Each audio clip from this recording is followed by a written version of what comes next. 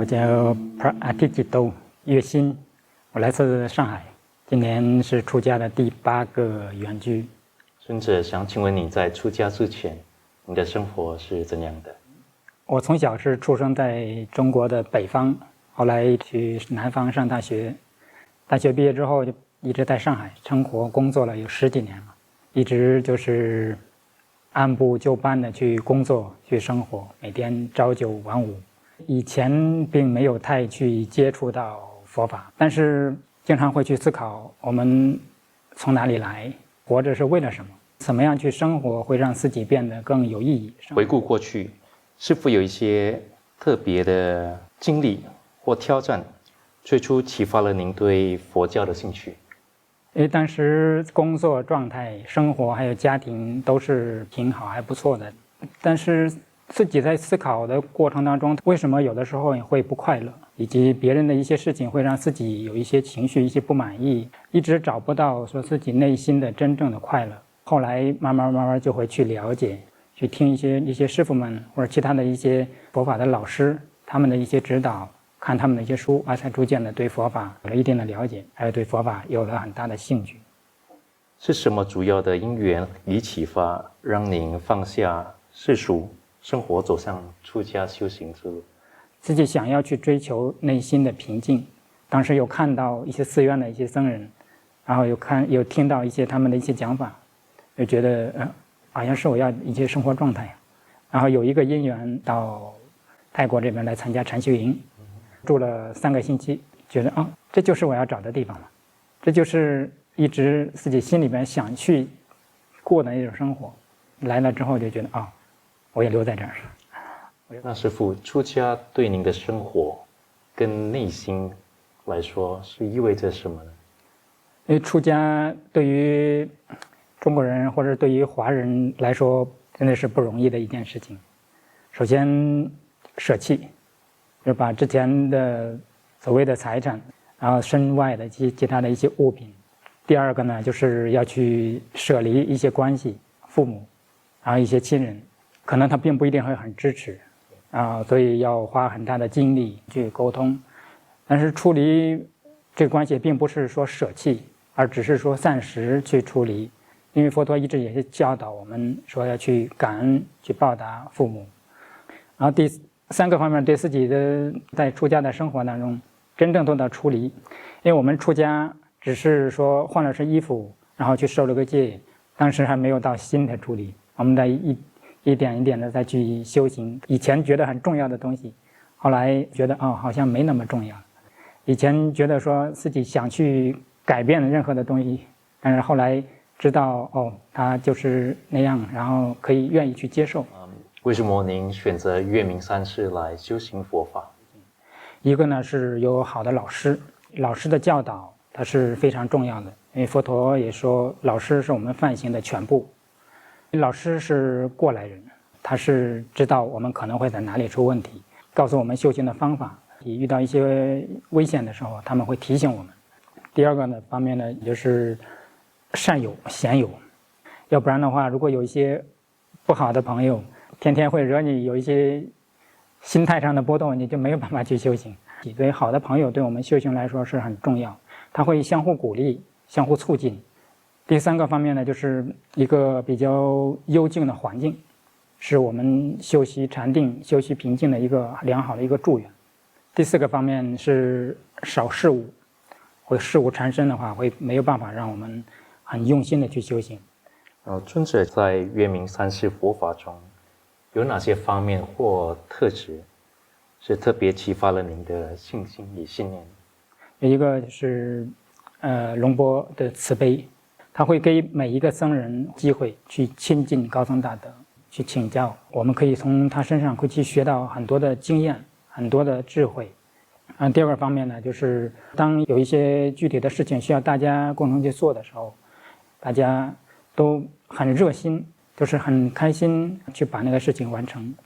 第3个方面呢，就是我们这个多媒体的弘法的方式，不同的国家、不同文化的人可以有机会去学习到佛法，包括我自己也是这种弘法方式的一个受益者之一。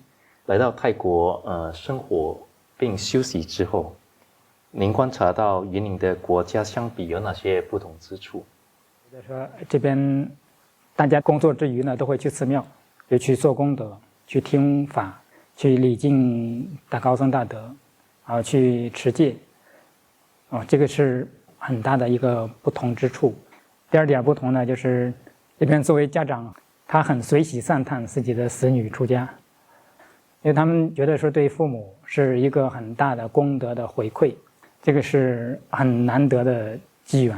尊者，是否有些泰国文化或泰国佛教徒的生活方式令你印象深刻，并且对你的佛法修行有所支持？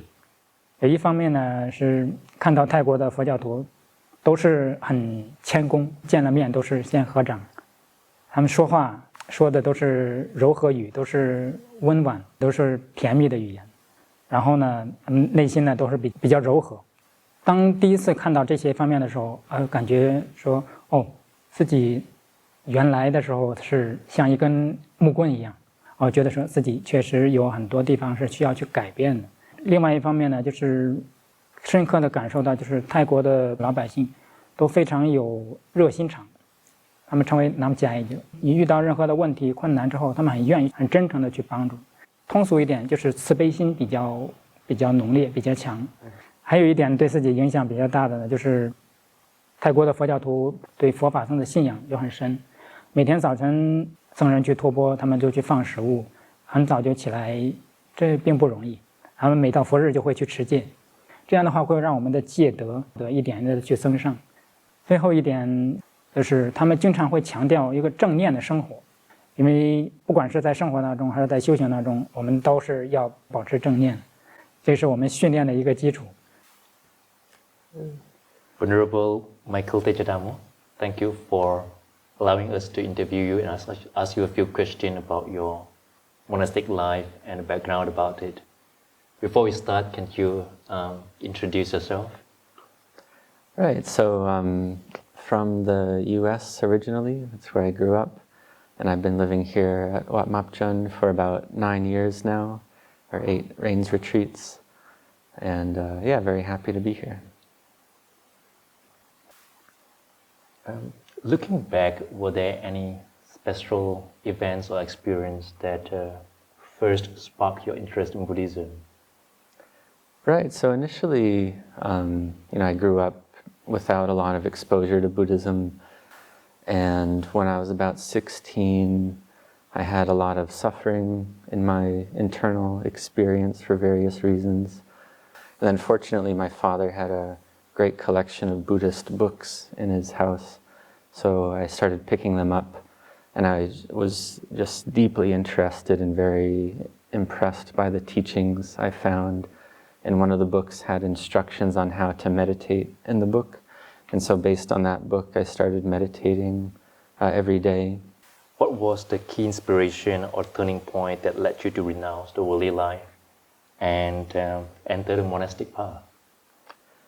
I flew up to Canada to ordain as a Tibetan monk temporarily there. And it was during that month, and it was more of like a retreat, like a silent, focused meditation retreat much of the time. So quite intensive in a way. And there was one particular day or night where I was meditating alone, and there was this experience that happened during meditation that was very transformative. And it was actually after that experience, there was just this feeling of, there's nothing left for me in the world that I am interested in or want to do. I just want to live as a monastic and practice this path. And also, it had another effect where it answered this question that I had had since I was very young of, I had this very strong desire to dedicate my life to benefit others, to benefit beings. But then somehow this experience answered that question of, practicing this path is the best way for me to benefit myself and others at the same time. So that was the feeling I had. Yeah. Thank you. And on a personal level, what does ordination mean to you in your life as well as inside your heart? Yeah, so ordination, of course, on the practical level, one wears the robes and observes the Vinaya, or monastic discipline. And really on a day-to-day basis, I feel really a deep sense of gratitude and joy regarding the Vinaya, that it creates this very well thought out, well-formed container in which I can live my life in a way that feels very nourishing, very beneficial to myself, and very beneficial to the mind, and seeing the suffering reduce, seeing the sense of well-being and happiness increase. And also actually ever since I was ordained as a Tibetan monk temporarily that time, there was a sense of being really just wrapped in the love of the Buddha. That's the best way I can put it. And to me, recollecting the Buddha, the great purity, great compassion, great wisdom, it's a feeling that brings about a lot of well-being and happiness. And also just a sense that it's quite an honor to sort of walk around the world as a representative of the Buddhist dispensation, and just doing my best to uphold that, as someone who's still practicing, feeling like it's a very high standard to live up to, but just trying to do my best and just to have that as a recollection. Why did you choose Wat Map Jan as a place to practice meditation? Oh, right. Well, that was pretty straightforward, honestly. So initially I knew about Wat Nong Papong because of the Buddhist books I read. They had a picture of Ajahn Chah. One of them had a picture of Ajahn Chah. When I saw his picture, there's this very strong feeling arose that he was my father in the Dhamma. That's the best way I can put it. It was more like a feeling in the mind. So I was just washing some foot cloths and looking down, and I saw this pair of feet come up to me. And so I looked up, and later, of course, I realized it was Ajahn Anand there. But he just gave me this one sentence teaching, without any preamble. Like we had never met. He just gave me this teaching, and it struck me like it struck my heart so much that my mind just instantly went silent. But actually, on that same visit, the feeling, again, there's just a feeling in the heart that, Ajahn Anand, he's my teacher for this lifetime. So honestly, it wasn't difficult to choose to ordain here because Ajahn Anand was the teacher I had the most faith in. But actually, in the beginning, I was very sick when I wanted to ordain. I had a lot of health issues. And so I didn't actually think that I was healthy enough to live at Wat Map Jan. And he said, as long as you're not dead, you can live at Wat Map Jan.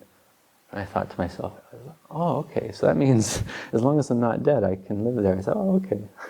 But I'm still very grateful, of course. Ajahn Anand was the only teacher that accepted my sort of application to ordain. And my health, improved a lot, of course, and so I'm very grateful in many levels.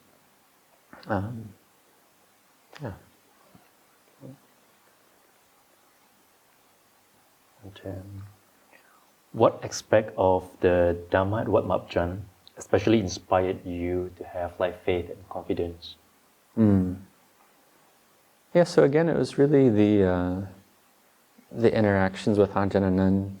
His teachings just struck my heart so much in such a helpful way. Like they kind of made my mind very still, and also were very helpful in a very practical way regarding how I live my life, and even kind of the details of how I meditate, how I relate to my meditation object, and also practical details about my life. Right. After coming to live and practice the Dhamma in Thailand, what differences have you noticed compared to the life and practice in Western countries? Oh, right. Yeah, no, good question. I'd say there's many differences. Of course, the essence is the same. Humans, we get old and we get sick, we die. We have pleasure and pain, we suffer. But on the practical level, I feel like there's a lot of cultural differences that are.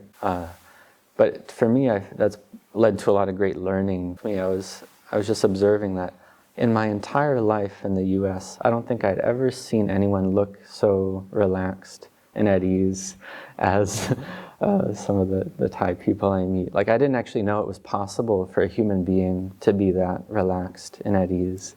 But just the joy that people come when they give, and just the how generosity is so deeply imbued in the hearts of people in Thailand and the culture, and just how much joy comes with that giving. Also a lot of like harmony and togetherness. Thank you so much for your beautiful sharing. A lot of gratitude, a lot of kindness, and wish you all the best in your monastic life. Sadhu. Yeah, to you as well. Thank you.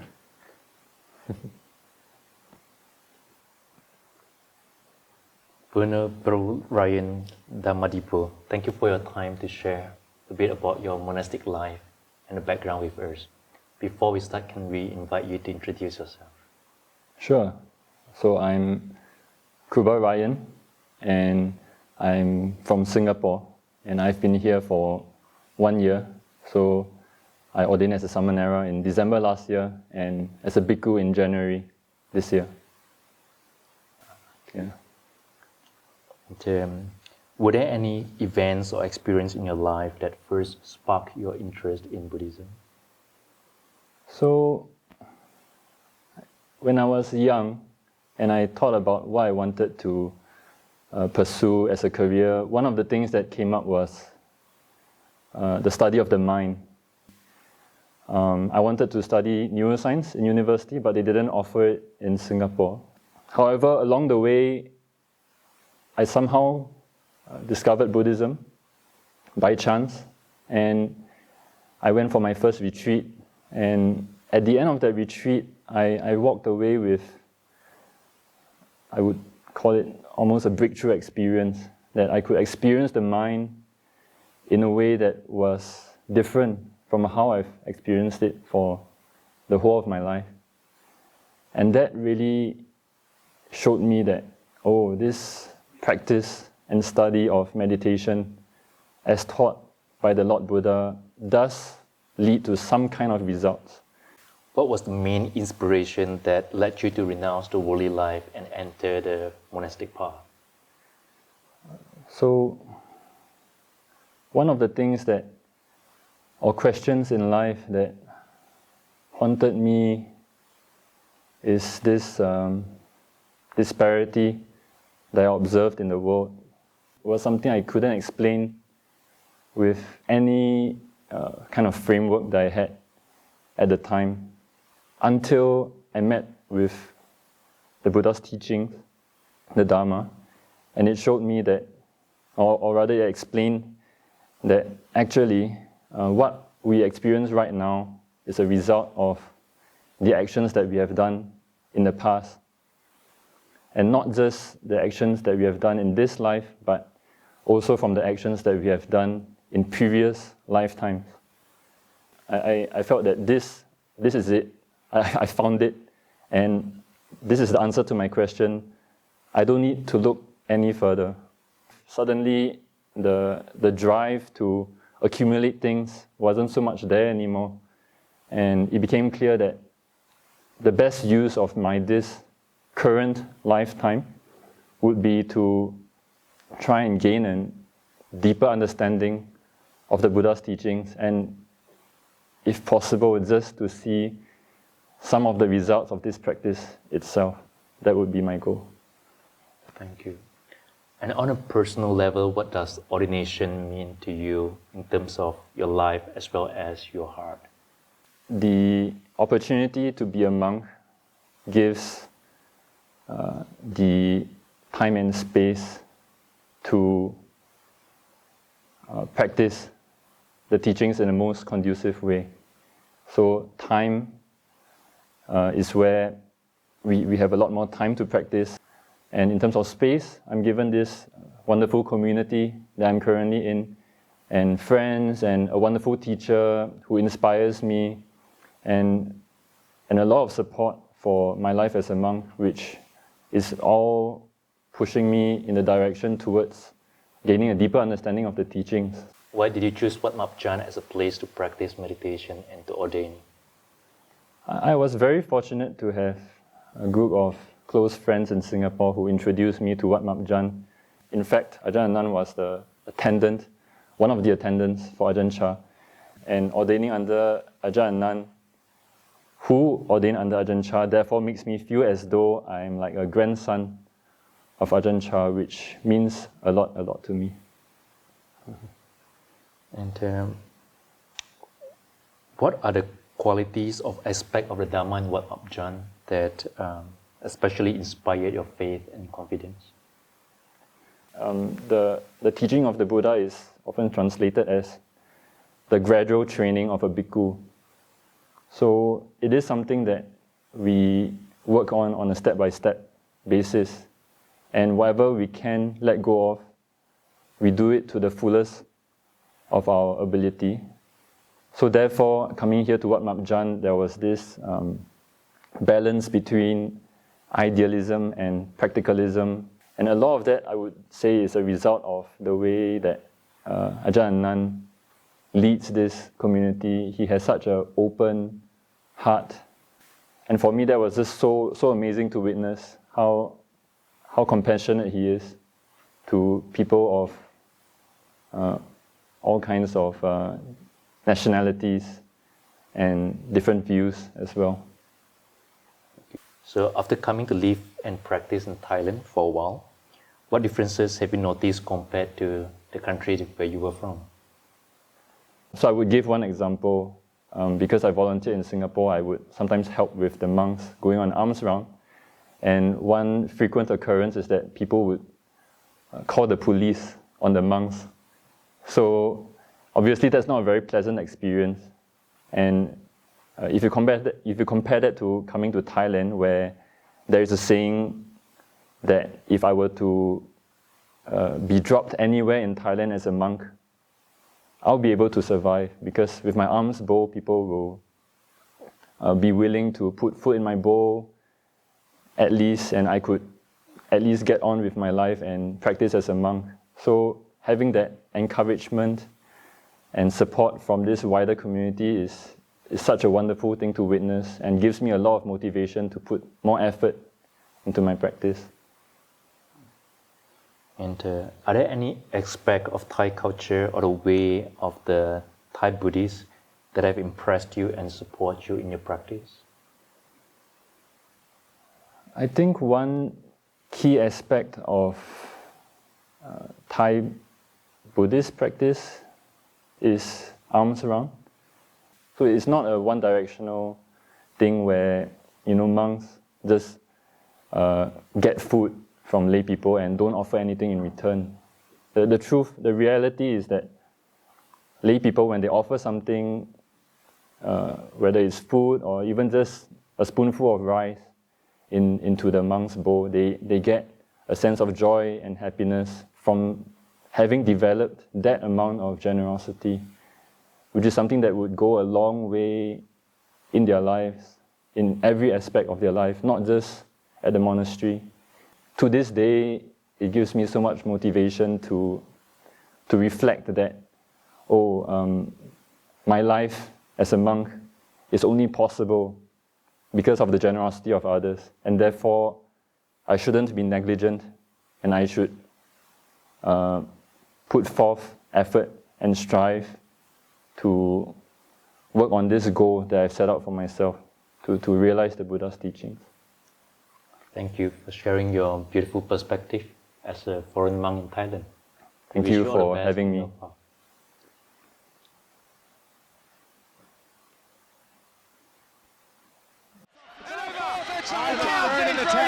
is over. Thrown in the towel. Big win for Joel Fisher. Very impressive.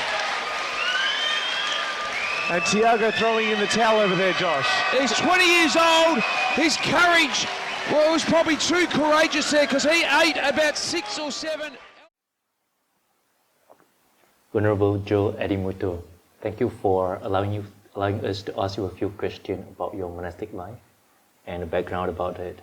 Before we start, can we invite you to introduce yourself?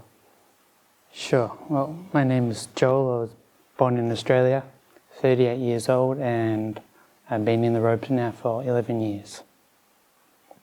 Thank you. What was the what does it mean, like ordination? What does it mean to you in terms of your life as well as for your heart? So the realization that there are liberated beings in the world and that there is a path towards the end of suffering. My confidence, I don't know if you'd call it unshakable, I don't know, I have a lot of confidence. I am very confident that this is the only way. This is the only way. that the life as a layperson for me now, it doesn't really have any meaning. You know, the way of liberation is the direction of my place in samsara. You know, where I'm at, I don't see anything else that is worth my time than practicing towards liberation, because living a life of a householder or a layperson, it's full of suffering whether they know it or not.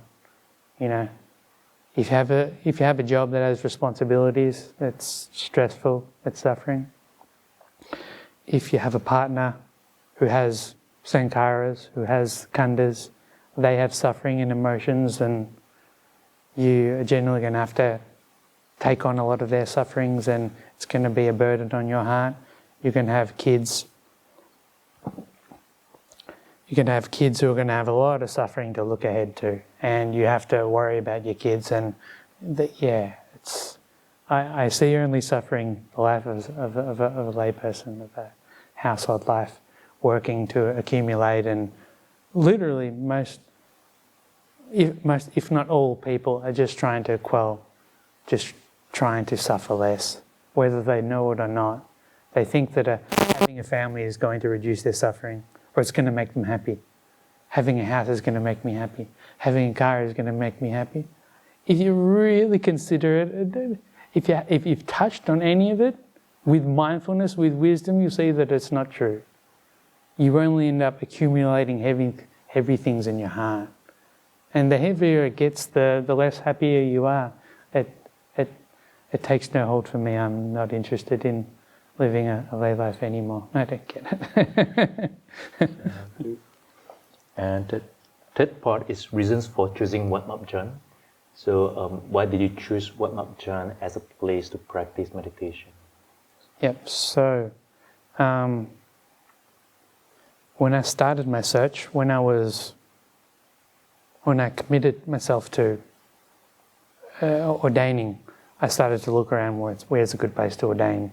And I knew nothing about Theravada Buddhism, much other than, you know, I've done a retreat in a monastery in Thailand, but I didn't know much about Theravada or Mahayana. Someone told me that Theravada is probably a better way to go. So I started to look into it, and I found a documentary of Ajahn Chah when he went to England, and I saw that. So I looked into the Ajahn Chah lineage.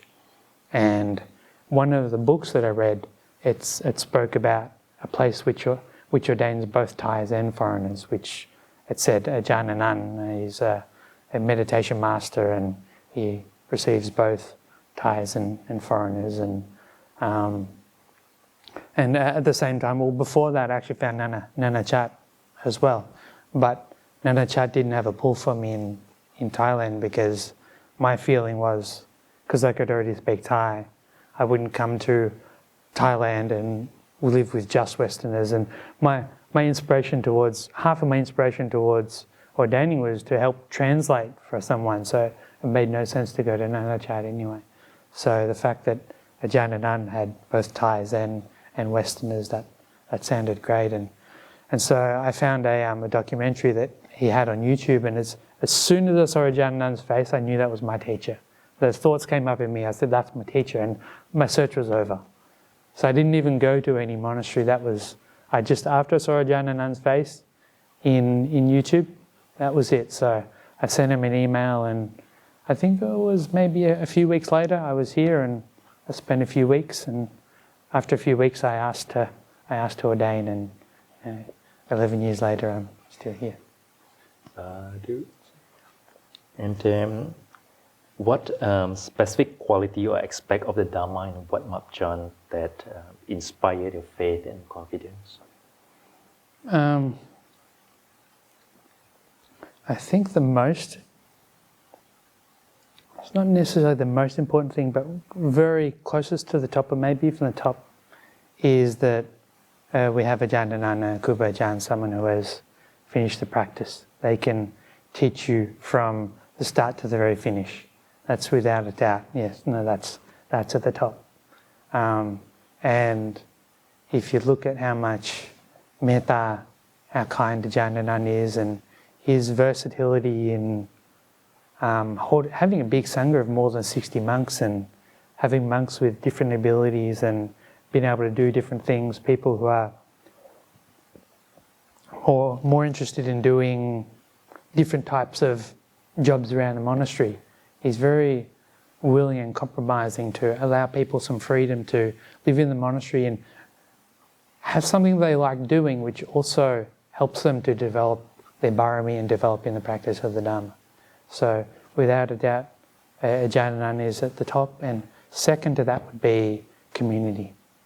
So a community where everyone feels on some level, whether they're suffering a lot or a little, they'll have some level of happiness, and they all have a lot of faith.